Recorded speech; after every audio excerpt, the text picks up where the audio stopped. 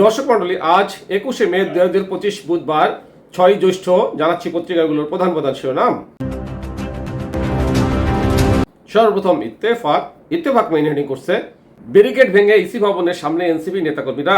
Next প্রথম আলোর main heading, Dhaka Tangail Jamuna সেতু মহাসড়কে আবার বাস ডাকাতি, লুটপাটের সময় নারী যাত্রীদের শ্লীলতাহানি। নেক্সট যুগান্তরের মেইন হেডিং, ইশরাককে শপথ না পড়ানোর রিটের আদেশ বৃহস্পতিবার। এরপর ভোরের কাগজের মেইন হেডিং, স্থানীয় সরকার নির্বাচনের দাবিতে ইসির সামনে এনসিপি নেতাকর্মীরা।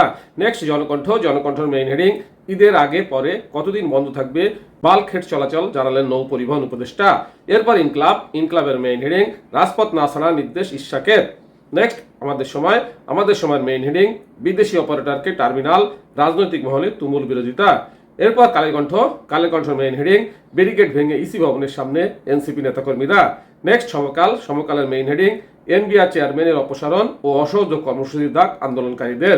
নেক্সট জায়দিনের মেইন হেডিং, স্থানীয় না জাতীয় নির্বাচন আগে সিদ্ধান্ত নেবে সরকার, ইসি। এরপর মানবজমিনের মেইন হেডিং, আন্দোলনকারীদের উদ্দেশ্যে ইশরাক, নির্দেশ একটাই, রাজপথ ছেড়ে উঠে আসা যাবে না। এরপর বিবিসি বাংলার মেইন হেডিং, আন্তর্জাতিক চাপ সত্ত্বেও গাজায় এখনো কোনো সহায়তা দেওয়া যায়নি জাতিসংঘ।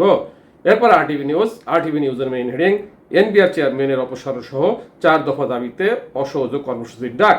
এই ছিল পত্রিকাগুলোর প্রধান শিরোনাম। চলে যাচ্ছি যে কোনো একটি সংবাদের বিশ্লেষণে।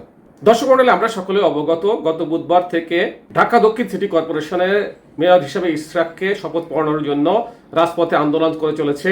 ইশরাকের নেতৃত্বে আন্দোলনকারীরা পর্যন্ত ইশরাক রাজপথ না ছাড়ার ঘোষণা দেন। এটা নিয়ে অনেক পত্রিকায় প্রতিবেদন করেছে, আপনাদেরকে নিয়ে যাচ্ছি ইনকলাবের প্রতিবেদনে। রাজপথ না ছাড়ার নির্দেশ ইশরাকের। ঢাকা দক্ষিণ সিটি কর্পোরেশনের মেয়র পদে শপথ ইস্যুতে রাজপথ না ছাড়ার নির্দেশনা দিয়েছেন বিএনপি নেতা ইশরাক হোসেন। বুধবার 21শে মে দুপুরে তার ফেসবুক পেজে এক পোস্টে এই নির্দেশনা দেন।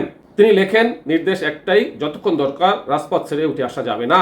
বিএনপি নেতা ইশরাক হোসেনকে ঢাকা দক্ষিণ সিটি কর্পোরেশনের মেয়রের দায়িত্ব বুঝিয়ে দিতে মৎস্য ভবন, কাকরাইল মসজিদ এবং প্রধান উপদেষ্টার বাসভবন যমুনা যাওয়ার রাস্তায় অবস্থান নিয়েছেন তার সমর্থকরা।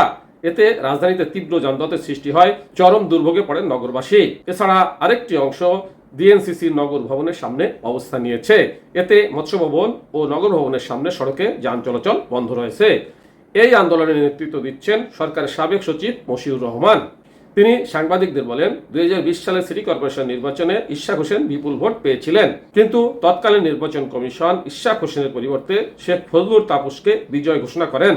এখন সেই নির্বাচন বাতিল করে ইশরাক হোসেনকে বিজয়ী করে গেজেট প্রকাশ করেছে নির্বাচন কমিশন। কিন্তু স্থানীয় সরকার মন্ত্রণালয় ইশরাক হোসেনকে শপথ পড়াচ্ছেন না। এ কারণেই আমরা সড়কে অবস্থান নিয়ে এর প্রতিবাদ জানাচ্ছি, দাবি আদায়ের চেষ্টা করছি। এই ছিল সেখানকার সর্বশেষ সংবাদ এবং পত্রিকাগুলোর প্রধান শিরোনাম।